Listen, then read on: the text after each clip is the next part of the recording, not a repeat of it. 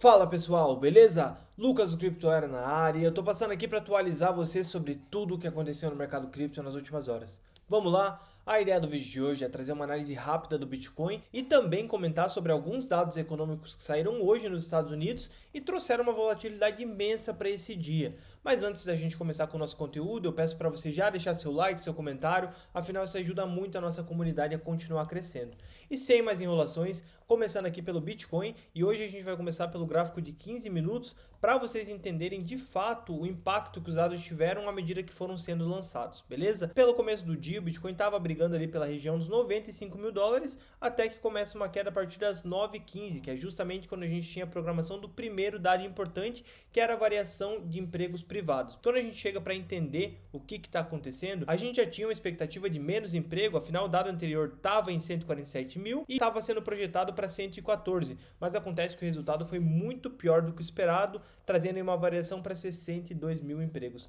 E o que acontece? A gente já está no momento onde está se discutindo um medo muito grande de uma recessão. Então um dado como esse mostra uma desaceleração muito forte no mercado de trabalho e isso acaba preocupando e claramente o mercado não gostou disso. O segundo dado estava programado para as 9h30 e era o PIB trimestral dos Estados Unidos. Quando a gente volta aqui para o gráfico, tivemos a queda de 9h15, quando chegamos às 9h30 para a divulgação do PIB, temos aí mais uma queda forte. A gente tinha uma expectativa para o PIB ali em 0,2% e ele acabou vindo em menos 0,3%, trazendo uma retração grande, né? E o que isso significa? Quando a gente tem um PIB retraindo por 2 trimestres consecutivos, por convicção isso já pode ser considerado uma recessão. Então a gente já vê esse medo refletido diretamente no gráfico, como eu mostrei para vocês. O que a gente precisa entender é, quando a gente abre os componentes para entender o que está acontecendo realmente com o PIB, o maior fator que trouxe essa queda foi o fato da gente ter muitas importações por conta dessa história de tarifas. As pessoas começam a importar muito mais para tentar se antecipar a essa situação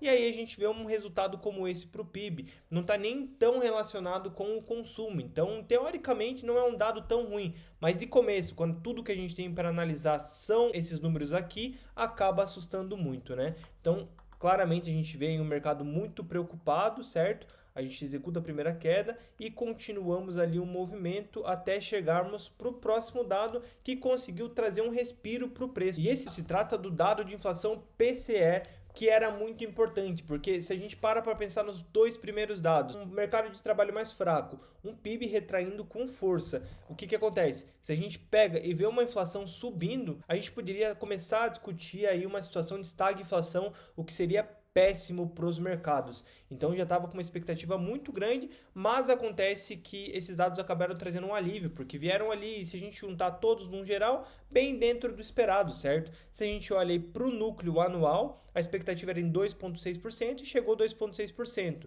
Aqui no núcleo mensal, a expectativa era 0,1% e vem abaixo do que esperado ainda. No índice anual, a gente teve uma expectativa de 2,2% e tivemos 2,3%, uma leve alta, e no índice mensal, a expectativa era 0,0 e tivemos mesmo esse dado em 0. Então, cara, para mim dados bem neutros aí, bem tranquilos, isso claramente volta a animar um pouco o mercado. Mas de qualquer forma, a nossa saga com os dados econômicos não acabam, porque cara, a gente ainda tem uma semana muito cheia e o meu foco específico vai para o payroll. Acho que o mercado de forma geral vai estar olhando muito para isso, para aí sim voltar a determinar os rumos que vão seguir. Então depois desse respiro que a gente começou a executar ali pós dado PCE, a gente vê que o preço tem algumas dificuldades e volta a subir no final do dia. Isso foi motivado pelo fato do que o SP500 começou a respirar, porque tivemos divulgações de alguns balanços de empresas importantes e vieram muito bons, muito melhores do que o esperado. Isso trouxe pumps para diversas empresas lá no índice do SP500 e vamos usar como exemplo aqui a Microsoft,